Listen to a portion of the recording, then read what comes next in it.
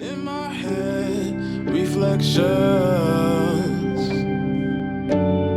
I caught a heart on the seven seas, filled with these memories. I let it go, it's not my own, it don't soar. Okay guys, so we're here because the United States is a country built from peaceful protests. From the Tea Party, to the women's suffrage movement, from I Have a Dream, to the March on Our Lives, to today. All of these examples have a purpose, but today we're here to talk about your purpose, the why behind your choice to both kneel and leave the court during the national anthem. For me, it was more about being visible. We were having conversations about this over and over about like, you leave the court and yes, it's a form of protest, but we aren't out there. So eventually people just get to be like, okay, well, we don't see them. So it's like, you kind of just let it go and it's like, it becomes normal. But then you see us kneel and it's like, you can't deny the fact that you see us out there doing something different from everybody else in the stand. Just being Black and being seen, I think, is a huge thing. Like, put yourself in our shoes. Think about if Black people were in this country like white people are, and that the history of it was completely reversed and white people were enslaved and they were the ones that had to, you know, always be behind trying to play catch up.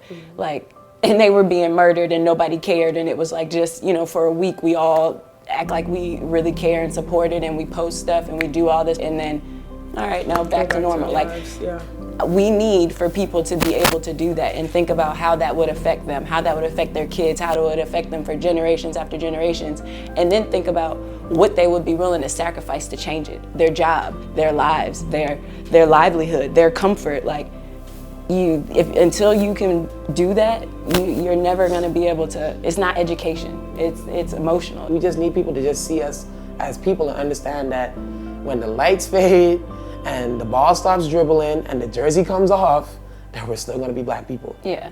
Protesting the anthem does not mean we're anti-America. And I if they think so. that us protesting it is anti-America, then there's some sort of disconnect. It's clear that, you know, something is wrong in one or the other. And I think that the day that we can actually get to a point where we do feel like we are coexisting with peace and can just live a little bit more freely, I think that's a goal. And JJ made a good point. This was in the locker room. I don't know if it's something you want to talk about openly, but it was the best thing that I heard and made me start thinking that all of this isn't anti-American. And that's the picture that's painted, is if you stand up for the Black community, you're anti-American. How is that? Why does it look like that? I mean, I was just telling them, like, I'm not American, but you know, this country has just provided me so many opportunities. Like, I moved over here when I was, 14?